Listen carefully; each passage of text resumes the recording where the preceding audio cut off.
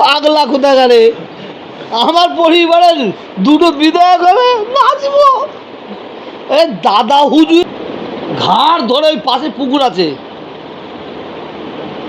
ঘাড় ধরে দাদা হুজুরের মায়ের সামনে পুকুর আছে, তো ওই দাদা হুজুরের মায়ের সামনে যদি কেউ রাজনীতি করার জন্য, জানেন অবাক হয়ে যাবেন, আমডাঙ্গা থেকে একদল লোক এসেছে দাদা হুজুরের মাজারের সামনে, হ্যাঁ কি জয় বাংলা করে হাতালি দিয়েছে। কিছু লোক খেপে গেছিলো, আর একটু করলে লাঠি মেরে, ওই কাশেম ফাজু সবাইকে লাঠি মেরে পুকুরে ফেলতো। যতই পীরবারের সন্তান হোক, দাদা হুজুর 5 হুজুর গেলে যদি কেউ আঁচড় তোলে, তার বিরুদ্ধে রুখে দাঁড়াবে।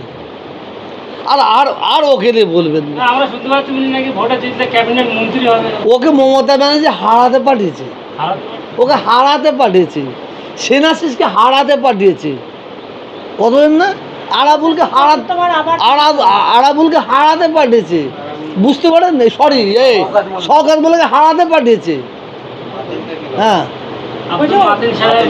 আব্দুল মাতিন সাহেব, উনি তো ওনার বড় ভাই বলেছে। আব্দুল মাতিন সাহেবের সম্পর্কে আমার জানতে হবে না, ওনার বড়দা কি বলেছে শুনবেন, তার বুঝতে পারবেন। 2021 সালে আপনার ভাইপো আব্বাস সিদ্দিকীকে তো উনি খোঁজা বলেছে যে খোঁজা মুখ্যমন্ত্রী হবে, এখনও তৃণমূলের প্রার্থী হয়েছে।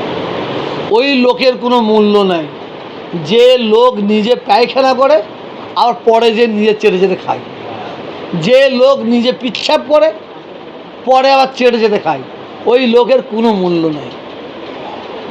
আমার আল্লাহ হচ্ছেন মহান, আমার আল্লাহ হচ্ছেন মহান বিচারক। আপনাকে যে ছোট করতে যাবে, আল্লাহ নাই বিচারক। কিভাবে আল্লাহ আপনাকে মাটির তলায় ইয়ে করবে, আপনি নিজেই বুঝতে পারবেন না। আপনাকে আল্লাহ বেইজ্জত করবে, আপনি নিজেই বুঝতে পারবেন না। ইজ্জতের মালিক আল্লাহ, বেইজ্জতের মালিক আল্লাহ। আর কিছু বলার আছে? না, আপনার পরিবারতে দুটো বিধায়ক হবে, তাহলে কতটা খুশির একটা মেসেজ।